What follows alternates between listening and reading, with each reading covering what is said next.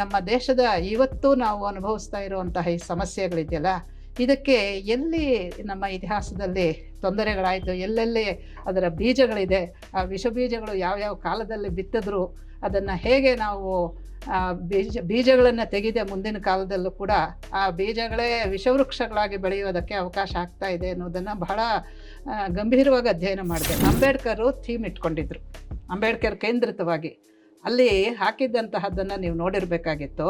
ಅಂಬೇಡ್ಕರ್ ಹಿಂದೂಗಳನ್ನು ಹೀಯಾಳಿಸಿರುವಂಥದ್ದು, ನಿಂದಿಸಿರುವಂಥ ಅಂಥ ವಾಕ್ಯಗಳನ್ನೇ ತೆಗೆದು ಫಲಕಗಳ ಮೂಲಕ ಪ್ರದರ್ಶಿಸಿದರು. ಅಂದರೆ ಇಷ್ಟು ನೀಚವಾಗಿರಬಹುದಾ ನಮ್ಮ ಜನರ ಮನಸ್ಸು ಅಂತ ನನಗೆ ಆಶ್ಚರ್ಯ ಆಯಿತು. ನಾನೇನು ಹೋಗಿರಲಿಲ್ಲ, ಯಾರೋ ಹೋದವರು ಅದರ ಫೋಟೋಗಳು ತೆಗೆದು ನನಗೆ ಕಳಿಸಿ. ಆ ಥಾಟ್ಸ್ ಆನ್ ಪಾಕಿಸ್ತಾನ್ ಪುಸ್ತಕ ಬರೀದೇ ಇರೋದು ಒಂದೇ ಅಲ್ಲ, ಅವರು ಹಿಂದೂಗಳೆಲ್ಲ ಒಂದು ಕಡೆ ಇರಬೇಕು, ಹಿಂದೂಸ್ತಾನದಲ್ಲಿರಬೇಕು, ಮುಸಲ್ಮಾನರೆಲ್ಲ ಪಾಕಿಸ್ತಾನಕ್ಕೆ ಹೋಗಬೇಕು, ಈ ಜನಾಂಗಗಳು ಬೇರೆ ಬೇರೆ ಆದರೆ ಮಾತ್ರ ಭವಿಷ್ಯದಲ್ಲಿ ಇವರಿಬ್ಬರಿಗೂ ಕೂಡ ಶಾಂತಿ ಸಮಾಧಾನ ಇರುತ್ತೆ. ಅವ್ರಿಗೆ ಹೇಗೋ ಹಿಂದೂಗಳಂತೂ ಮುಸಲ್ಮಾನರ ಜೊತೆ ಇರೋದಕ್ಕೆ ಸಾಧ್ಯವೇ ಇಲ್ಲ, ಯಾಕೆಂದರೆ ಹಿಸ್ಟ್ರಿ ಈಸ್ ದಿ ಪ್ರೂಫ್ ಅಂತ ಹೇಳ್ತಾರೆ. ಅದು ಮುಸಲ್ಮಾನರಿಗಂತೂ ಸ್ತ್ರೀಯರ ಬಗ್ಗೆ ತೀರಾ ಅವಹೇಳನಕರವಾದಂತಹ ಭಾವನೆಗಳಿತ್ತು. ಆ ಹೆಂಗಸರನ್ನು ಅತ್ಯಾಚಾರ ಮಾಡೋದಕ್ಕೆ ಅಂತ ಎಳ್ಕೊಂಡು ಹೋಗ್ತಾ ಇದ್ರು, ಅವರನ್ನು ಗುಲಾಮರನ್ನಾಗಿ ಅಲ್ಲಿ ಗಾಂಧಾರ ಅಲ್ಲೆಲ್ಲ ಮಾರ್ತಾ ಇದ್ರು ಅನ್ನೋದನ್ನು ಹೇಳ್ತಾ, ಅದರ ಜೊತೆಗೆ ಅವತ್ತಿನ ಕಾಲದಲ್ಲಿ ನಡೆದಂತಹ ವೆಸ್ಟ್ ಬೆಂಗಾಲಲ್ಲಿ ನಡೆದಂಥ ಒಂದು ಗೋವಿಂದಪುರದಲ್ಲಿ ಒಂದು ಪ್ರಸಂಗವನ್ನು ಕೂಡ ಹೇಳ್ತಾರೆ. ಈ ಹಿಂದೂಗಳಿಗೆ ಅಥವಾ ಸನಾತನ ಧರ್ಮೀಯರಿಗೆ ಬೇರೆಯವರನ್ನ ಕೀಳ್ಮಟ್ಟದಲ್ಲಿ ನೋಡುವಂತಹ ಅಭ್ಯಾಸ ಇಲ್ಲ. ಇದು ಸಾಮಾಜಿಕವಾಗಿ ಆಚರಣೆಗಳಲ್ಲಿ ಏನೇನೋ ಬಂದಿರಬಹುದು, ಅದು ಬೇರೆ. ಸೊ ಅದು ಬ್ರಿಟಿಷರ ಮೇಲೆ ಅವರು ಯುದ್ಧ ಮಾಡ್ತಿದ್ದಾರೆ ಅಂತ ಗಾಂಧೀಜಿ ಅದಕ್ಕೆ ವ್ಯಾಖ್ಯಾನ ಮಾಡಿದ್ರು. ಆದರೆ ಅದು ಮಾಡಿದ್ದು ಅತ್ಯಂತ ನಿರಪರಾಧಿಗಳಾದಂಥ ಅಮಾಯಕರಾದಂಥ ಹಿಂದೂಗಳನ್ನು ಕೊಚ್ಚಿ ಕೊಲೆ ಮಾಡಾಕ್ಬಿಟ್ರು. ಅಲ್ಲಿ ಎಲ್ಲೋ ಸುಲ್ತಾನನ್ನು ತೆಗಿಬೇಕು ಅಂತ ಹೇಳಿದ್ರೆ ಇಲ್ಲಿ ಯಾತಕ್ಕೆ ಹಿಂದೂಗಳನ್ನು ಕೊಲೆ ಮಾಡಬೇಕಾಗಿತ್ತು? ಈ ಥರ ತುಂಬ ಅನ್ಯಾಯಗಳಾಯಿತು. ಅವರು ಅಹಿಂಸೆ ಅಹಿಂಸೆ ಅಂತ ಹಿಂದೂಗಳಿಗೆ ಮಾತ್ರ ಹೇಳಿದ್ರೆ ಹೊರತುನು ಅತಿಹಿಂಸೆನ ಇವ್ರಿಗೆ ಬೋಧಿಸ್ಬಿಟ್ರು. ಹೀಗಾಯಿತು. ಅಂದರೆ ಅವ್ರು ಮಾಡ್ತಾ ಇರೋದು ಅವರ ಮತಧರ್ಮವನ್ನು ಉಳಿಸ್ಕೊಳ್ಳೋದಕ್ಕೆ. ಆದ್ದರಿಂದ ನಾನು ಅದ್ರ ಮಧ್ಯೆ ಬರೋಲ್ಲ ಅನ್ನೋ ರೀತಿಯಲ್ಲಿ ತಪ್ಪಿಸ್ಕೊಂಡ್ಬಿಟ್ರು, ನುಣುಚ್ಕೊಂಡ್ಬಿಟ್ರು ಗಾಂಧೀಜಿ. ಅದು ಎಲ್ಲರಿಗೂ ಶಾಕ್ ಆಗೋಯ್ತು.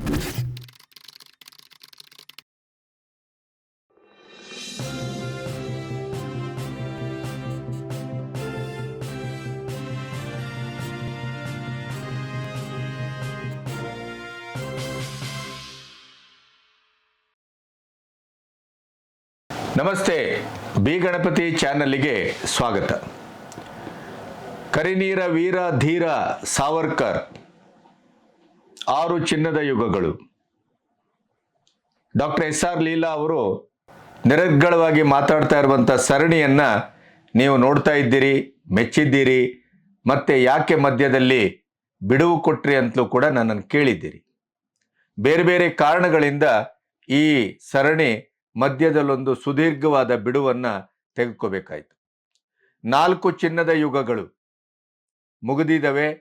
5ನೆಯಿಂದ ಆರಂಭ ಆಗಿ 6 ಚಿನ್ನದ ಯುಗವನ್ನು ನಾವು ಅದರ ಅಂತರಂಗವನ್ನು, ಆಂತರ್ಯವನ್ನು ಮಾತಾಡಬೇಕಾಗಿದೆ. ಇತಿಹಾಸವನ್ನು ಸಂಪೂರ್ಣವಾಗಿ ನೆಹರು ಚಿತ್ರಿತ ಎಡಪಂಥೀಯ ಧೋರಣೆಯಲ್ಲಿ ಕಟ್ಟಿದ ಪ್ರಯುಕ್ತ ದೇಸಿ ವೀರರು ಸ್ವಾತಂತ್ರ್ಯ ಹೋರಾಟದಲ್ಲಿ ತಮ್ಮನ್ನು ತಾವು ತೊಡಗಿಸಿಕೊಂಡಂಥ ಮತ್ತು ಇಡೀ ದೇಶವನ್ನು ಅತ್ಯಂತ ಸಮರ್ಥವಾಗಿ ಆಳದಂಥ ಎಷ್ಟೋ ತಲೆಮಾರುಗಳು ನಮ್ಮಲ್ಲಿ ಅದು ಹೇಳ ಹೆಸರಿಲ್ಲದೆ ಇತಿಹಾಸದ ಹೆಸರಿನಲ್ಲಿ ಅಸ್ತಂಗತವಾಗಿದೆ, ಭೂಗತವಾಗಿದೆ. ಇಂಥ ಒಂದು ಅನೂಹ್ಯ ಇತಿಹಾಸದ ಮೇಲೆ ಅತ್ಯಂತ ಸಮರ್ಥವಾಗಿ ಚಿನ್ನದ ಯುಗ ಅಂತ ಯಾಕೆ ಕರೆದರು ವೀರ ಸಾವರ್ಕರ್ ಅನ್ನುವುದರಿಂದ ಹಿಡಿದು ಪ್ರತಿಯೊಂದನ್ನು ಕೂಡ ಕೂಲಂಕಷವಾಗಿ ಎಳೆಯಾಗಿ ಬಿಡಿಸಿ ಹೇಳ್ತಾ ಇರುವಂಥ ಡಾಕ್ಟರ್ ಎಸ್.ಆರ್. ಲೀಲಾ ಅವರ ಮಾತು ಅತ್ಯಂತ ರೋಚಕವೂ ಹೌದು, ಆಪ್ತವೂ ಹೌದು, ಮತ್ತೆ ನಮ್ಮ ದೇಶದ ಒಂದು ಸಂಪದ್ಭರಿತವಾದಂಥ ವೀರ ಇತಿಹಾಸವನ್ನ ಒಂದು ಕಣ್ಣೆದುರು ಚಿತ್ರಿಸುವಂಥ ಚಿತ್ರಣವೂ ಹೌದು. ಬನ್ನಿ ಕೇಳೋಣ. ಮೇಡಮ್ ನಮಸ್ತೆ. ನಮಸ್ಕಾರ. ಬೇರೆ ಬೇರೆ ಕಾರಣಗಳಿಂದ ಸಾವರ್ಕರ್ ಅವರ 6 ಚಿನ್ನದ ಯುಗ ನಾವು 4 ಮುಗಿಸಿದ್ದೇವೆ. 5ನೇದು ಆರಂಭ ಆಗಬೇಕು, 6ಕ್ಕೆ ಮುನ್ನಡೆಯಬೇಕು. ಸ್ವಲ್ಪ ವೀಕ್ಷಕರು ನಮಗೆ ಸುಮಾರು ಜನ ಪ್ರತಿಕ್ರಿಯಿಸಿದ್ರು, ಬೇಸರ ಮಾಡಿಕೊಂಡ್ರು. ಲೀಲಾ ಮೇಡಮ್ ಅವರ ಸರಣಿಯನ್ನು ಯಾಕೆ ಇಷ್ಟು ದೀರ್ಘವಾದ ಬಿಡುವು ಕೊಡ್ತಾ ಇದ್ದೀರಿ. ಇಂಟರ್ವ್ಯೂ ಮಾಡಿ ಬೇಗ ಆರಂಭಿಸಿ. ನನ್ನ ಸಮಸ್ಯೆನೂ ಇದೆ ಅದರಲ್ಲಿ. ಮಧ್ಯದಲ್ಲಿ ಬೇರೆ ಬೇರೆ ನೀವು ಸಿನಿಮಾಕ್ಕೆ ಬೇರೆ ತೊಡ್ಕೊಂಡ್ರಿ, ಹಾಗಾಗಿ ಆ ಥರದ್ದೆಲ್ಲ ಡೈವರ್ಷನ್ ಆಯಿತು. ಎನಿವೇ ಅದು ಒಂದು ರೀತಿಯ ಎವರ್ಗ್ರೀನ್ ಸಬ್ಜೆಕ್ಟು. ಮಧ್ಯದಲ್ಲಿ ಒಂದು ಸಣ್ಣ ಬಿಡುವು ಇದ್ದರೂ ಕೂಡ ಅದು ಮುಂದುವರಿಸ್ಬೋದಾದದ್ದು. ಮಾತಾಡಿ ಮೇಡಮ್. ಮೊದಲನೇದಾಗಿ ಗಣಪತಿ ಅವರಿಗೆ ನಮಸ್ಕಾರ. ನಮಸ್ತೆ. ನಿಮ್ಮ ಚಾನೆಲ್ಗೆ ನಾನು ಯಾವಾಗಲೂ ಹೇಳ್ತೀನಿ, ಇಂಥ ವಿಷಯಗಳನ್ನು ಕುರಿತು ಬಹಳ ಆಸ್ಥೆಯಿಂದ ಆ ವಿಷಯಗಳಲ್ಲಿ ಯಾರು ತಜ್ಞರಿರ್ತಾರೋ ಅವರನ್ನು ಕರೆದು ನೀವು ತುಂಬ ತಾಳ್ಮೆಯಿಂದ ಕೂತು ನೂರಾರು ಎಪಿಸೋಡ್ಗಳು ಮಾಡ್ತಾ ಇದ್ದೀರ. ಇಂಥ ಒಂದು ಪ್ರವೃತ್ತಿ ನಮ್ಮ ಈ ಸೋಷಿಯಲ್ ಮೀಡಿಯಾದಲ್ಲಾಗಲಿ ಅಥವಾ ಸಾಮಾನ್ಯ ಈ ಎಲೆಕ್ಟ್ರಾನಿಕ್ ಮೀಡಿಯಾದಲ್ಲಾಗಲಿ ಇಲ್ಲವೇ ಇಲ್ಲ. ನೀವೇ ಇದನ್ನು ಮಾಡ್ತಾ ಇರೋದು. ಅದರಿಂದ ಮೊದಲನೇದಾಗಿ ಎಲ್ಲರ ಪರವಾಗಿ ನನ್ನ ವೈಯಕ್ತಿಕ ರೀತಿಯಿಂದ ನಿಮಗೆ ಹೃತ್ಪೂರ್ವಕವಾದಂತಹ ಧನ್ಯವಾದಗಳನ್ನು ಹೇಳ್ತೇನೆ. ಬಹಳ ಮಹತ್ವಾಕಾಂಕ್ಷೆಯ ಕೆಲವನ್ನ ಶುರು ಮಾಡಿದ್ದೇನೆ. RSS ಚರಿತ್ರೆ, ಹೌದು, ವೇದ ಕಾಲದಿಂದ ಸಮಕಾಲೀನದವರೆಗೆ ಒಂದು ಹಂತದಲ್ಲಿ ಅದೆಲ್ಲದಕ್ಕೂ ಒಂದು ಸ್ಫೂರ್ತಿಯ ಒಂದು ನೆಲೆ ನಿಮ್ಮ ಒಡನಾಟವೂ ಹೌದು. ಅಂದ್ರೆ ಬೇರೆಯವರೆಲ್ಲ ಹತ್ರ ಹೋಗೋಕೆ ಇಷ್ಟಪಡೋಲ್ಲ, ಅವ್ರಿಗೆ ಅಪೇಕ್ಷೆನೂ ಇಲ್ಲ, ಒಂದು ತುಡಿತಾನೂ ಇಲ್ಲ. ನೀವು ಅದೆಲ್ಲ ಮಾಡಬೇಕು ಅಂತ ಹೊರಟಿದ್ದೀರಾ, ಅದು ನನಗೆ ಬಹಳ ಮೆಚ್ಚುಗೆ ಆಗಿರುವಂಥದ್ದು. ಅದಕ್ಕೆ ನಾನು ನೀವು ಕರೆದಾಗ ನಮಗೆ ಎಷ್ಟೇ ಸಮಸ್ಯೆಗಳಿದ್ರೂ ಕೂಡ ಏನೋ ಒಂದು ಸಮಯ ಮಾಡ್ಕೊಂಡು ಬರ್ತೀನಿ. ತುಂಬ ಸಂತೋಷ ಆಗುತ್ತೆ ನಿಮ್ಮ ಹತ್ರ ಬಂದು ಮಾತಾಡೋದಕ್ಕೆ, ನಿಮ್ಮ ಚಾನಲ್ಗೆ. ಯಾಕೆಂದರೆ ಇಂಥ ಅಪರೂಪದ ವಿಚಾರಗಳನ್ನು ಯಾವುದನ್ನು ನಾವು ಜನಕ್ಕೆ ತಲುಪಿಸ್ಬೇಕೋ ಅಂಥ ವಿಚಾರಗಳನ್ನು ತಲುಪಿಸೋದಕ್ಕೆ ನೀವು ತುಂಬ ಪ್ರಯತ್ನ ಪಡ್ತಾ ಇದ್ದೀರಿ. ಇದು ಒಂದು. ಇನ್ನೊಂದು, ನಿಮ್ಮ ನ್ಯೂಸ್ ಚಾನಲಲ್ಲೂ ಕೂಡ ತುಂಬ ಧೈರ್ಯವಾಗಿ ಅದೇನೋ ವೀರಾವೇಶದಿಂದ ನೀವು ಮಾತಾಡ್ತೀರಾ. ಅಂದರೆ ಇರೋ ವಿಷಯವನ್ನು ಸರಿಯಾಗಿ ಪ್ರಸ್ತುತಪಡಿಸುವಂತಹ ಒಂದು ಧೈರ್ಯ, ಆ ಫ್ಯಾಕ್ಚುಯಲ್ ಪ್ರೆಸೆಂಟೇಷನ್ನು, ಅದು ಬಹಳ ಮೆಚ್ಚುಗೆ ಆಗುತ್ತೆ. ಜನ ಎಲ್ಲ ನಿಮಗೆ ಒಳ್ಳೆ ಪ್ರತಿಕ್ರಿಯೆ ಕೊಡ್ತಾ ಇದ್ದಾರೆ, ನಿಮ್ಮ ವೀಕ್ಷಕರು. ಸೊ ಎಲ್ಲ ದೃಷ್ಟಿಯಿಂದ ನಿಮ್ಮ ಈ ಚಾನಲ್ ಗಣಪತಿ ಚಾನಲ್ಲು ಜನಕ್ಕೆ ತುಂಬ ಪ್ರಿಯವಾಗಿದೆ. ಸೊ ಜನಾದರಣೆಯನ್ನು ಗಳಿಸ್ತಾ ಇರುವಂಥದ್ದು ಒಂದು ವಾಹಿನಿ ಇದು. ಇಂಥ ಕಡೆ ಬಂದು ಒಂದು ಗಂಭೀರವಾದಂಥ ವಿಚಾರವನ್ನು ತುಂಬ ಸರಿಯಾದಂಥ ರೀತಿಯಲ್ಲಿ, ಅಂದರೆ ಅಧ್ಯಯನಪೂರ್ವಕವಾಗಿ ಅದು ಹೇಗೆ ಹೇಳಬೇಕೋ ಆ ರೀತಿಯಲ್ಲಿ ಹೇಳೋ ಅಂಥ ಒಂದು ಕ್ರಮ ಇದೆಯಲ್ಲ, ಅದು ನನಗೆ ನೀವು ಕೊಟ್ಟಿದ್ದೀರ. ಅದನ್ನು ಆ ಒಂದು ಕಾಯಕ ಅದು ಕೂಡ ನನಗೆ ಬಹಳ ಮೆಚ್ಚುಗೆ ಆಗಿದೆ. ಏಕೆಂದರೆ ನಾನು ಈ ಸಾವರ್ಕರ್, ಅಂಬೇಡ್ಕರ್ ಇವರನ್ನೆಲ್ಲ ಸಾಕಷ್ಟು ಅಧ್ಯಯನ ಮಾಡಿ ನಮ್ಮ ದೇಶದ ಇವತ್ತು ನಾವು ಅನುಭವಿಸ್ತಾ ಇರುವಂತಹ ಈ ಸಮಸ್ಯೆಗಳಿದೆಯಲ್ಲ, ಇದಕ್ಕೆ ಎಲ್ಲಿ ನಮ್ಮ ಇತಿಹಾಸದಲ್ಲಿ ತೊಂದರೆಗಳಾಯಿತು, ಎಲ್ಲೆಲ್ಲಿ ಅದರ ಬೀಜಗಳಿದೆ, ಆ ವಿಷ ಬೀಜಗಳು ಯಾವ್ಯಾವ ಕಾಲದಲ್ಲಿ ಬಿತ್ತಿದ್ರು, ಅದನ್ನು ಹೇಗೆ ನಾವು ಬೀಜಗಳನ್ನು ತೆಗೆದೆ ಮುಂದಿನ ಕಾಲದಲ್ಲೂ ಕೂಡ ಆ ಬೀಜಗಳೇ ವಿಷವೃಕ್ಷಗಳಾಗಿ ಬೆಳೆಯೋದಕ್ಕೆ ಅವಕಾಶ ಆಗ್ತಾ ಇದೆ ಅನ್ನೋದನ್ನು ಬಹಳ ಗಂಭೀರವಾಗಿ ಅಧ್ಯಯನ ಮಾಡಿದೆ. ಯಾಕೆಂದರೆ ನನಗೆ ಅದು ತುಂಬ ದೊಡ್ಡ ಸಮಸ್ಯೆಯಾಗಿ ಕಾಡ್ತಾ ಇದೆ. ಇವತ್ತಿಗೂ ಕೂಡ ನೋಡಿ, ನಮ್ಮ ದೇಶದಲ್ಲಿ ಎಂಥೆಂಥ ಒಂದು ಸಮಸ್ಯೆಗಳನ್ನು ನಾವು ಅನುಭವಿಸ್ತಾ ಇದ್ದೀವಿ, ರಾಜಕೀಯವಾಗಿ, ಸಾಮಾಜಿಕವಾಗಿ. ಅದಕ್ಕೆ ನಾನು ಅಧ್ಯಯನ ಮಾಡಿರೋದನ್ನು ತುಂಬ ಆಸಕ್ತಿದಾಯಕವಾಗಿ ಇಲ್ಲಿ ಹೇಳೋದಕ್ಕೆ ಅವಕಾಶ ಕೊಟ್ಟು ನಂಗೆ ಇದರಲ್ಲಿ ಒಂದು ಪ್ರಾಸಂಗಿಕವಾಗಿ ಈ ಸಬ್ಜೆಕ್ಟಿಗೆ ಹೊರತು ಹೌದು, ಪೂರಕವೂ ಹೌದು ಅಂತಲೇ ನಾನು ಭಾವಿಸ್ತೇನೆ. ಇತ್ತೀಚೆಗೆ ಅದ್ರ ಬಗ್ಗೆ ಚರ್ಚೆನೂ ಆಯಿತು, ನಾನು ಮಾತಾಡಿದೆ, ಬೇರೆಯವರು ಮಾತಾಡಿದ್ರು, ಎಲ್ಲ ಆಯಿತು. ನಾವು ಎಂಥ ಒಂದು ಕೆಟ್ಟ ಮತ್ತು ಇತಿಹಾಸಕ್ಕೆ ವಿರುದ್ಧವಾದ ಮತ್ತು ಇತಿಹಾಸವಲ್ಲದ ತಪ್ಪು ಸುಳ್ಳು ನರೇಟಿವನ್ನು ಸೃಷ್ಟಿಸ್ತಾ ಇದ್ದೇವೆ ಅಂದರೆ, ಅಂಬೇಡ್ಕರ್ ಅವರು ಇಸ್ಲಾಂ ಧರ್ಮಕ್ಕೆ ಮತಾಂತರ ಹೊಂದುವ ಮನಸ್ಸು ಹೊಂದಿದ್ರು ಅನ್ನುವಂಥ ಒಂದು ಮಾತು ನಿಮ್ಮ ಕಿವಿಗೂ ಬಿದ್ದಿದೆ, ನಮ್ಮ ಕಿವಿಗೂ ಬಿದ್ದಿದೆ. ಅಂದರೆ ಜನರ ದಾರಿ ತಪ್ಪಿಸುವ ಕೆಲಸವನ್ನು ಅವರು ಅದ್ರ ಬಗ್ಗೆ ಬಹಳ ಸ್ಪಷ್ಟವಾಗಿ ಬರೆದಿದ್ದಾರಲ್ವ? ಖಂಡಿತ. ಒಂದು ಸ್ವಲ್ಪ ಹೇಳ್ಬೋದಾ ಇದಕ್ಕೆ ಪೂರಕವಾಗಿ? ಹಿಂದೆ ನಾವು ಸಾಕಷ್ಟು ಹೌದು ಇದನ್ನ ಸಂಚಿಕೆಗಳನ್ನು ಮಾಡಿದ್ವಿ. ಅವರು ಹಿಂದೂ ಧರ್ಮವನ್ನು, ಹಿಂದೂಗಳನ್ನ ಸಾಕಷ್ಟು ಖಂಡನೆ ಮಾಡಿರೋ ಪ್ರಸಂಗಗಳನ್ನು ಎತ್ತೆತ್ತಿ ಹೇಳ್ತಾರೆ. ಎಷ್ಟರ ಮಟ್ಟಿಗೆ ಅಂತ ಹೇಳಿದ್ರೆ, ನಮ್ಮ ಜನಕ್ಕೆ, ಅದರಲ್ಲೂ ಸರ್ಕಾರದಲ್ಲಿರೋರಿಗೆ, ಕೆಲವು ವಿರೋಧಿಗಳಿಗೆ, ಹಿಂದೂ ವಿರೋಧಿಗಳಿಗೆ ಅದು ಎಷ್ಟರ ಮಟ್ಟಿಗೆ ಮನಸ್ಸಲ್ಲಿ ಹಚ್ಚೊತ್ತಿದೆ ಅಂತ ಹೇಳಿದ್ರೆ ನಿಮಗೆ ಗೊತ್ತಿರ್ಬೋದು. ಮೊನ್ನೆ ಆಗಸ್ಟ್ 15 ಇದು ಫ್ಲವರ್ ಶೋ ಮಾಡ್ತಾರಲ್ಲ, ಪುಷ್ಪ ಪ್ರದರ್ಶನ, ಅಲ್ಲಿ ಅಂಬೇಡ್ಕರ್ ಥೀಮ್ ಇಟ್ಕೊಂಡಿದ್ರು, ಅಂಬೇಡ್ಕರ್ ಕೇಂದ್ರಿತವಾಗಿ ಅಲ್ಲಿ ಹಾಕಿದ್ದಂತಹದ್ದನ್ನು ನೀವು ನೋಡಿರಬೇಕಾಗಿತ್ತು. ಅಂಬೇಡ್ಕರ್ ಹಿಂದೂಗಳನ್ನು ಹೀಯಾಳಿಸಿರುವಂಥದ್ದು, ನಿಂದಿಸಿರುವಂಥ ಅಂಥ ವಾಕ್ಯಗಳನ್ನೇ ತೆಗೆದು ಫಲಕಗಳ ಮೂಲಕ ಪ್ರದರ್ಶಿಸಿದರು. ಅಂದರೆ ಇಷ್ಟು ನೀಚವಾಗಿರಬಹುದಾ ನಮ್ಮ ಜನರ ಮನಸ್ಸು ಅಂತ ನನಗೆ ಆಶ್ಚರ್ಯ ಆಯಿತು. ನಾನೇನು ಹೋಗಿರಲಿಲ್ಲ, ಯಾರೋ ಹೋದವರು ಅದರ ಫೋಟೋಗಳು ತೆಗೆದು ನನಗೆ ಕಳಿಸಿದ್ರು. ಬಹುಶಃ ಇದಕ್ಕೆ ಒಂದೇ ಉತ್ತರ ಅಂದ್ರೆ ನಮ್ಮ ಸಂವಿಧಾನದಲ್ಲಿ ಬಳಸಿದ ಚಿತ್ರಗಳು. ಈಗ ಅಂಬೇಡ್ಕರ್ ಸಂವಿಧಾನದ ಒಂದು ನಿರ್ಮಾತ್ರ ಅನ್ನುವಂಥ ಒಂದು ನೆಲೆಯಲ್ಲಿ ನಾವೇನು ನೋಡ್ತೇವೆ, ಬಹುಶಃ ಅವರು ಆ ಚಿತ್ರವನ್ನ ಬಳಸೋದ್ರ ಹಿಂದೆನೂ ಅವರು ಅತ್ಯಂತ ಬುದ್ಧಿಪೂರ್ವಕವಾಗಿ ಬಳಸಿದ್ದಾರೆ ಅಂತ ನಾವು ಭಾವಿಸ್ಬೇಕು. ಅಲ್ಲಿ ರಾಮಾಯಣ ಮಹಾಭಾರತ ಚಿತ್ರ ಇದೆ. ಅದೆಲ್ಲ ನಂದಲಾಲ್ ಬೋಸ್ ಹತ್ರ ಬರೆಸಿ ಅದ್ರ ಬಗ್ಗೆ ಎಲ್ಲ ದೊಡ್ಡ ಇವಾಗ ಚರ್ಚೆ ನಡೀತಾ ಇದೆ. ಅವ್ರಿಗೆ ಇಷ್ಟ ಇಲ್ದಿದ್ರೆ ಅದನ್ನು ಹಾಕೋಕ್ ಬಿಡ್ತಾ ಇರಲಿಲ್ಲ. ಸೊ ಅದು ತುಂಬ ನಾವು ಒಪ್ಕೊಳ್ಬೇಕಾಗಿರುವಂಥದ್ದು. ಈಗ ಅಂಬೇಡ್ಕರ್ ಅಂತ ಒಬ್ಬರು ತುಂಬ ಅಧ್ಯಯನ ಮಾಡಿದಂಥವ್ರು, ತುಂಬ ಸೆನ್ಸಿಟಿವ್ ಆಗಿರೋರು, ಜೊತೆಗೆ ಬೇಕಾದಷ್ಟು ವಿಧದಲ್ಲಿ ನಾನಾ ವಿಧದಲ್ಲಿ ಅವರು ಈ ನಿರಾಕರಣೆಯನ್ನು ಮತ್ತು ಈ ಅವಹೇಳನವನ್ನು ಅನುಭವಿಸಿದವರು ಏನೇನೋ ಹೇಳಿರ್ತಾರೆ. ಅದರ ಜೊತೆಗೆ ಅವರು ಬರೆದಿದ್ದಾರೆ. ಬೇರೆ ಪುಸ್ತಕಗಳಲ್ಲಿ ಬೇಕಾದಷ್ಟು ಹಿಂದೂ ಅವಹೇಳನ ಮಾಡಿರೋವಂಥದ್ದು ಉಂಟು. ಆದರೆ ಅವರು ಬರೀ ಅಷ್ಟಕ್ಕೆ ನಿಂತಿದ್ರೆ, ಬರೀ ಹಿಂದೂ ದ್ವೇಷ ಮಾತ್ರ ಇದ್ದಿದ್ರೆ, ದೇಶದ ಬಗ್ಗೆ ಅವರಿಗೆ ಗೌರವ ಇಲ್ಲದೆ ಇದ್ದಿದ್ರೆ, ರಾಷ್ಟ್ರಾಭಿಮಾನ ಇಲ್ಲದೆ ಇದ್ದಿದ್ರೆ ಅವರು ಥಾಟ್ಸ್ ಆನ್ ಪಾಕಿಸ್ತಾನ್ ಪುಸ್ತಕ ಬರೀತಾ ಇರಲಿಲ್ಲ. ಆ ಥಾಟ್ಸ್ ಆನ್ ಪಾಕಿಸ್ತಾನ್ ಪುಸ್ತಕ ಬರೀದೇ ಇರೋದು ಒಂದೇ ಅಲ್ಲ, ಅವರು ಹಿಂದೂಗಳೆಲ್ಲ ಒಂದು ಕಡೆ ಇರಬೇಕು, ಹಿಂದೂಸ್ತಾನದಲ್ಲಿರಬೇಕು, ಮುಸಲ್ಮಾನರೆಲ್ಲ ಪಾಕಿಸ್ತಾನಕ್ಕೆ ಹೋಗಬೇಕು, ಈ ಜನಾಂಗಗಳು ಬೇರೆ ಬೇರೆ ಆದರೆ ಮಾತ್ರ ಭವಿಷ್ಯದಲ್ಲಿ ಇವರಿಬ್ಬರಿಗೂ ಕೂಡ ಶಾಂತಿ ಸಮಾಧಾನ ಇರುತ್ತೆ. ಅವ್ರಿಗೆ ಹೇಗೋ ಹಿಂದೂಗಳಂತೂ ಮುಸಲ್ಮಾನರ ಜೊತೆ ಇರೋದಕ್ಕೆ ಸಾಧ್ಯವೇ ಇಲ್ಲ, ಯಾಕೆಂದರೆ ಹಿಸ್ಟ್ರಿ ಈಸ್ ದಿ ಪ್ರೂಫ್ ಅಂತ ಹೇಳ್ತಾರೆ. ಅವರ ಪುಸ್ತಕದಲ್ಲಿ ಮುಖ್ಯವಾಗಿರುವಂಥದ್ದು 3 ಆ ಥಾಟ್ಸ್ ಆನ್ ಪಾಕಿಸ್ತಾನ್ ಪುಸ್ತಕದಲ್ಲಿ. ನಾನು ಬಹಳ ಆಸಕ್ತಿಯಿಂದ ಓದಿದೆ ಅದನ್ನು. ನೋಡಿ, ಬೇರೆ ಯಾರು ಈ ವಿಚಾರಗಳನ್ನು ಹೇಳೋದೇ ಇಲ್ಲ, ಎತ್ತಿ ಹೇಳೋದೇ ಇಲ್ಲ. ಟ್ರಾನ್ಸ್ಲೇಷನ್ ಎಲ್ಲ ಆಗಿದೆ ಅಂತ ಗೊತ್ತಲ್ಲ ನಮಗೆ, ಆದರೆ ಈ ವಿಚಾರ ಹೇಳೋದಿಲ್ಲ. ಅವರು ಮುಸಲ್ಮಾನರ ಬಗ್ಗೆ 3 ವಿಚಾರಗಳನ್ನು ಅಲ್ಲಿ ಸ್ಪಷ್ಟಪಡಿಸ್ತಾರೆ.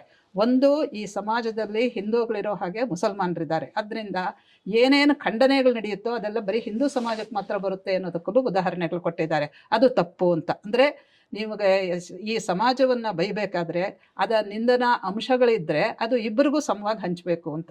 ಅದು ಒಂದು.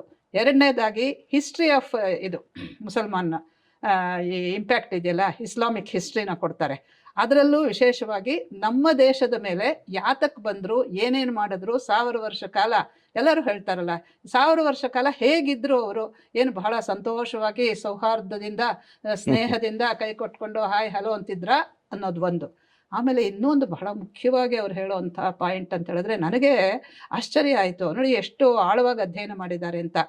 ಒಂದು ಸಮುದಾಯ ಇನ್ನೊಂದು ಸಮುದಾಯದ ಬಗ್ಗೆ ಅಭಿಪ್ರಾಯವನ್ನು ತಿಳ್ಕೊಬೇಕಾದ್ರೆ ಒಂದು ಸಮುದಾಯದ್ದು, ಇದಕ್ಕೆ ಅದರ ಬಗ್ಗೆ, ಅದರ ಸ್ತ್ರೀಯರ ಬಗ್ಗೆ ಯಾವ ಭಾವನೆ ಇರುತ್ತೆ, ಅವ್ರು ಹೇಗೆ ನಡೆಸ್ಕೊಳ್ತಾರೆ ಅಕಸ್ಮಾತ್ ಇವ್ರ ಕೈಗೆ ಬಂದರೆ, ಅದನ್ನು ಕೂಡ ಗಮನಿಸಬೇಕು ಅಂತ ಹೇಳ್ತಾರೆ.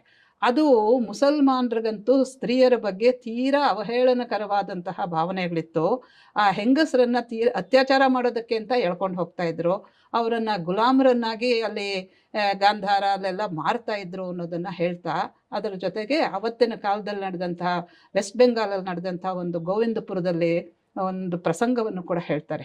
ಹೀಗೆ ಅವರ ಪುಸ್ತಕದಲ್ಲಿ ನಾನು ಕಂಡಿರುವಂಥದ್ದಿದು. ಮತ್ತು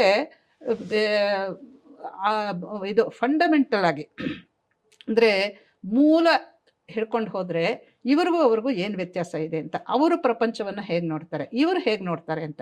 ಇವರಿಗೆ ನೋಡಿ ಬೇಕಾದಷ್ಟು ವ್ಯತ್ಯಾಸಗಳಿದೆ. ಏನೇನು ವ್ಯತ್ಯಾಸಗಳಿದೆ ಎತ್ಕೊಳ್ತಾ, ನಿಮಗೆ ಈ ಹಿಂದೂಗಳಿಗೆ ಅಥವಾ ಸನಾತನ ಧರ್ಮೀಯರಿಗೆ ಬೇರೆಯವರನ್ನ ಕೀಳ್ಮಟ್ಟದಲ್ಲಿ ನೋಡುವಂತಹ ಅಭ್ಯಾಸ ಇಲ್ಲ. ಇದು ಸಾಮಾಜಿಕವಾಗಿ ಆಚರಣೆಗಳಲ್ಲಿ ಏನೇನೋ ಬಂದಿರಬಹುದು, ಅದು ಬೇರೆ. ಆದರೆ ನಾನು ಹೇಳ್ತಾ ಇರೋದು ದಿ ಫಂಡಮೆಂಟಲ್ ಪೊಸಿಷನ್, ಅಂದರೆ ನಿಮ್ಮ philosophical view of the world ಇದೆಯಲ್ಲ, ಅದರ ಪ್ರಕಾರ ಎಲ್ಲವೂ ಒಂದೇ, ಅಂದರೆ ಸಮಾನವಾದ ಒಂದೇ ಪರಮಾತ್ಮ ಶಕ್ತಿಯಿಂದಾನೇ ಬಂದಿರುವಂಥದ್ದು. ಅದರಿಂದ ಎಲ್ಲರಿಗೂ ಕೂಡ ಅಷ್ಟೇ ಗೌರವ, ಅಷ್ಟೇ ಏನು ಸತ್ವ ಎಲ್ಲ ಇರುತ್ತೆ ಅನ್ನೋದು ಒಂದು. ಅದು ಒಂದನ್ನು ಹೇಳ್ತಾರೆ. ಅದರ ಜೊತೆಗೆ ಇವರು ಏನು ಹೇಳ್ತಾರೆ, ಅದರಿಂದ ಯಾರೇ ಆಗಲಿ ಅವರು ಕೆಟ್ಟವರಲ್ಲ ಅನ್ನೋ ಒಂದು ಭಾವನೆ, ಮೂಲ ಭಾವನೆ ಇದೆ. ಸರ್ವೇ ಜನ ಸುಖಿನೋ ಭವಂತು ಅನ್ನೋದು ಇವರ ಮಾತು. ಆದರೆ ಅವ್ರದ್ದು ಏನು ಹೇಳ್ತಾರೆ, ಪ್ರಪಂಚವನ್ನು 2ಆಗಿ ವಿಭಾಗಿಸ್ಬಿಡ್ತಾರೆ ಅವರು. ಏನು ಅಂತ, ಒಂದು ಇಸ್ಲಾಂ ಪರವಾಗಿರುವಂಥದ್ದು, ಇಸ್ಲಾಂ ವಿರುದ್ಧವಾಗಿರುವಂಥದ್ದು ಅಂತ ಹೇಳಿಬಿಟ್ಟು ಹಾಗೆ ಮಾಡಿ ಅವರೇನು ಮಾಡ್ತಾರೆ, ಮಿಕ್ಕವರೆಲ್ಲರನ್ನು ಕಾಫಿರರು ಅಂತ ಮಾಡಿ ಆ ಕಾಫಿರರನ್ನು ಇಸ್ಲಾಂ ಧರ್ಮಕ್ಕೆ ಪರಿವರ್ತನೆ ಮಾಡೋದೇ ಇಸ್ಲಾಂ ಧರ್ಮದ ಧ್ಯೇಯ, ಅಥವಾ ಧರ್ಮ ಅಂತ ಹೇಳಬಾರ್ದು, ಅದನ್ನು ಮತದ ಧ್ಯೇಯ ಅಂತ ಮಾಡ್ಕೊಂಡಿದ್ದಾರೆ. ಈ ದಾರುಲ್ ಇಸ್ಲಾಂ, ದಾರುಲ್ ಹರ್ಬ್ ಅಂತ ಪ್ರಪಂಚನ 2 ಭಾಗ ಮಾಡ್ತಾರೆ ಅವರು. ಸೊ ಇಸ್ಲಾಮೀಯರಿಗೆ ಬೇರೆಯವರನ್ನ, ಅಂದರೆ ಅವರು ಸೆಕೆಂಡ್ ರೇಟ್ ಸಿಟಿಸನ್ಸ್ ಥರ, ಅವರನ್ನು ಇವ್ರಿಗೆ ಸೇರಿಸ್ಕೊಂಡ್ರೆ ಮಾತ್ರ ಅದು ಅಲ್ಲಾ ರಾಜ್ಯವಾಗುತ್ತೆ ಅನ್ನೋ ಒಂದು ಭಾವನೆ ಇದೆ.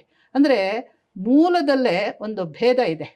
ನೀನು ಬೇರೆ, ನಾನು ಬೇರೆ, ನೀನು ಈ ಕಡೆ ಬಂದರೆ ಮಾತ್ರ ನಿನ್ನನ್ನು ನಾವು ಒಪ್ಕೊಳ್ತೀವಿ, ಇಲ್ದಿದ್ರೆ ಇಲ್ಲ ಅಂತ. ಅಂದರೆ ವೈವಿಧ್ಯವನ್ನು, ಭೇದವನ್ನು, ಸಹಜವಾಗಿ ಇರೋವಂಥದ್ದನ್ನು ನಾವು ಒಪ್ಪೋದಿಲ್ಲ. ಎಲ್ಲ ಏಕ್ಲುಂಡ ಸಬ್ಲುಂಡ ಆಗಬೇಕು ಅನ್ನೋದು ಅವರ ಇಂಥ ಧರ್ಮಕ್ಕೆ ಅವರು ಒಲವಿತ್ತು ಅಂತ ಹೇಳ್ತಾರಲ್ಲ. ಇದನ್ನ ಅಷ್ಟು ಸ್ಪಷ್ಟವಾಗಿ ಹೇಳಿ ಮಾಡಿರೋದನ್ನ ಆಮೇಲೆ ನಾವು ಹಿಂದೆನೂ ಹೇಳಿದ್ದೀವಿ, ಈಗ ಸುಮಾರು ಜನ ಹೇಳ್ತಾ ಇದ್ದಾರೆ.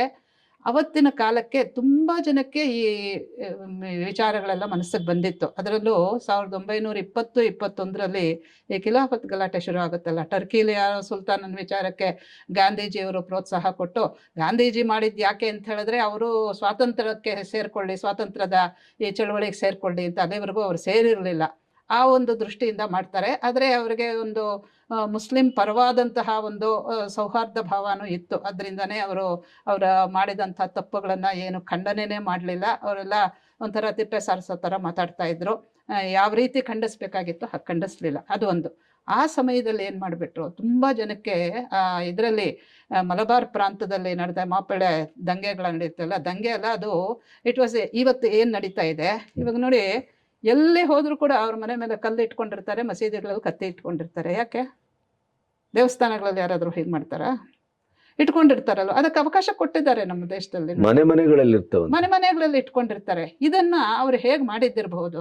ಸೊ ಅದು ಬ್ರಿಟಿಷರ ಮೇಲೆ ಅವರು ಯುದ್ಧ ಮಾಡ್ತಿದ್ದಾರೆ ಅಂತ ಗಾಂಧೀಜಿ ಅದಕ್ಕೆ ವ್ಯಾಖ್ಯಾನ ಮಾಡಿದ್ರು. ಆದರೆ ಅದು ಮಾಡಿದ್ದು ಅತ್ಯಂತ ನಿರಪರಾಧಿಗಳಾದಂಥ ಅಮಾಯಕರಾದಂಥ ಹಿಂದೂಗಳನ್ನು ಕೊಚ್ಚಿ ಕೊಲೆ ಮಾಡಾಕ್ಬಿಟ್ರು. ಅಲ್ಲಿ ಎಲ್ಲೋ ಸುಲ್ತಾನನ್ನ ತೆಗಿಬೇಕು ಅಂತ ಹೇಳಿದ್ರೆ ಇಲ್ಲಿ ಯಾತಕ್ಕೆ ಹಿಂದೂಗಳನ್ನು ಕೊಲೆ ಮಾಡಬೇಕಾಗಿತ್ತು? ಈ ಥರ ತುಂಬ ಅನ್ಯಾಯಗಳಾಯಿತು. ಇದು ಆದಮೇಲೆ ಅದೆಲ್ಲ ತುಂಬ ಡೀಟೇಲಾಗಿ ನಾವು ಹೇಳಿದ್ದೀವಿ. ಇದು ಆದಮೇಲೆ ಅವತ್ತಿನ ಇದರಲ್ಲಿ ಇದ್ದಂಥವ್ರು, ಮುಂಚೂಣಿಯಲ್ಲಿದ್ದಂಥವ್ರು, ಸ್ವಾತಂತ್ರ್ಯ ಸಂಗ್ರಾಮದ ಮುಂಚೂಣಿಯಲ್ಲಿದ್ದಂಥವ್ರು, ಲಾಲಾ ಲಜಪತ್ ರಾಯ್ ಆಗಲಿ, ಬಿಪಿನ್ ಚಂದ್ರಪಾಲ್ ಆಗಲಿ, ಸ್ವತಃ ನಮ್ಮ ಗುರುದೇವ್ ರವೀಂದ್ರನಾಥ್ ಟಾಗೋರು, ಇಂಥವರೆಲ್ಲರೂ ಕೂಡ, ಆ್ಯನಿ ಬೆಸೆಂಟು, ಇವರೆಲ್ಲ ಆಮೇಲೆ ನಮ್ಮ ಆರ್ಯ ಸಮಾಜದ ಲೀಡರ್ಸು, ಇವರೆಲ್ಲರೂ ಕೂಡ ಗಾಂಧೀಜಿಗೆ ಪತ್ರ ಬರೀತಾರೆ. ಏನಿದು ಅನ್ಯಾಯ ಮಾಡಿಸ್ತಾ ಇದ್ದೀರಿ ನೀವು, ಅವ್ರಿಗೆ ಹೇಳಿ ಅಂತೆಲ್ಲ ಹೇಳಿದ್ರು ಕೂಡ ಇವರು ಅದಕ್ಕೆ ಲೆಕ್ಕ ಇದನ್ನು ಮಾಡ್ಕೊಳ್ಳೋದಿಲ್ಲ. ಏನು, ಅವರಿಗೆ ಹೇಳೋದಕ್ಕೆ ಹೋಗೋದಿಲ್ಲ, ಬುದ್ಧಿ ಹೇಳೋಕ್ಕೆ ಹೋಗೋದಿಲ್ಲ. ಅವರು ಅಹಿಂಸೆ ಅಹಿಂಸೆ ಅಂತ ಹಿಂದೂಗಳಿಗೆ ಮಾತ್ರ ಹೇಳಿದ್ರೆ ಹೊರತುನುವೆ ಅತಿಹಿಂಸೆನ ಇವ್ರಿಗೆ ಬೋಧಿಸ್ಬಿಟ್ರು. ಹೀಗಾಯಿತು. ಅಂದರೆ ಅವ್ರು ಮಾಡ್ತಾ ಇರೋದು ಅವರ ಮತಧರ್ಮವನ್ನು ಉಳಿಸ್ಕೊಳ್ಳೋದಕ್ಕೆ. ಆದ್ದರಿಂದ ನಾನು ಅದ್ರ ಮಧ್ಯೆ ಬರೋಲ್ಲ ಅನ್ನೋ ರೀತಿಯಲ್ಲಿ ತಪ್ಪಿಸ್ಕೊಂಡ್ಬಿಟ್ರು, ನುಣುಚ್ಕೊಂಡ್ಬಿಟ್ರು ಗಾಂಧೀಜಿ. ಅದು ಎಲ್ಲರಿಗೂ ಶಾಕ್ ಆಗೋಯ್ತು. ಏನು ಹೀಗೆ ಮಾಡ್ತಾ ಇದ್ದಲ್ಲ, ಜನ ಸಾಯ್ತಾ ಇದ್ದಾರೆ, ಏನು ಕಾರಣಕ್ಕೆ? ಸಂಬಂಧವೇ ಇಲ್ಲ ಅವ್ರಿಗೂ ಇವ್ರಿಗೂ. ಹಿಂದೂಗಳನ್ನು ಇಷ್ಟು ಅನ್ಯಾಯವಾಗಿ ಆ ಕೊಲೆ ಮಾಡಿರುವಂಥ ರೀತಿಗಳನ್ನು ನೋಡಿಬಿಟ್ರಂತೂ ಅದನ್ನು ಓದೋದಕ್ಕೆ ನಮಗೆ ಇವತ್ತು ಕಷ್ಟ ಆಗುತ್ತೆ. ಈ ರೀತಿ ಅನ್ಯಾಯ ಮಾಡ್ತಾ ಇದ್ದಾರಲ್ಲ ಅಂತ ಬಹಳ ಜನ ಗಾಂಧೀಜಿ ಅವರನ್ನು ತಗಲ್ಕೊಂಡ್ರು. ಆದರೆ ಇವರು ನುಣುಚ್ಕೊಂಡ್ಬಿಟ್ರು. ಸೊ ಇದು ಅವರ ಬುದ್ಧಿ. ಅದನ್ನು ಯಾರೂ ಕಂಡೆಮ್ ಮಾಡಿಲ್ಲ. ಒಂದು ಆವತ್ತಿನ ಕಾಲಕ್ಕೆ ಮಿಕ್ಕವರೆಲ್ಲ ಎಷ್ಟೇ ಹೇಳಿದ್ರು ಕೂಡ ಎಲ್ಲರಿಗೂ ಕೂಡ ಅವರನ್ನು ಹತ್ತಿಕ್ಕುವಂತಹ ಒಂದು ಸಮಯ, ಇದು ಅವಕಾಶ ಸಿಗಲಿಲ್ಲ. ಆವತ್ತಿನ ದಿವಸ ಗಾಂಧೀಜಿ ಧೈರ್ಯವಾಗಿ ನಿಂತ್ಕೊಂಡು ಇದಾಗಬಾರ್ದು ಅಂತಿದ್ರೆ ಮಾಡ್ಬೋದಾಗಿತ್ತು. ಯಾಕೆಂದರೆ ಅವರು ಸ್ವಯಂ ಘೋಷಿತ ಲೀಡರ್ ಆಗಿಬಿಟ್ಟಿದ್ರು ಗಾಂಧೀಜಿ. ಎಲ್ಲರೂ ಅವರು ಗೌರವ ಕೊಡ್ತಾ ಇದ್ರು. ಹಾಗಾಗಿ ಅವರು ಯಾವಾಗ ಮಾಡಲಿಲ್ಲ, ಉಳಿದವ್ರ ಕೈಯೆಲ್ಲ ದುರ್ಬಲ ಆಗೋಯ್ತು. ಹೀಗಾಗಿ ಎಲ್ಲ ನೊಂದ್ಕೊಂಡ್ರೆ ಹೊರತುನುವೆ ಅದಕ್ಕೆ ಪರಿಹಾರವನ್ನು ಹುಡ್ಕೋದಕ್ಕೆ ಯಾರ ಕೈಲೂ ಸಾಧ್ಯವಿಲ್ಲ.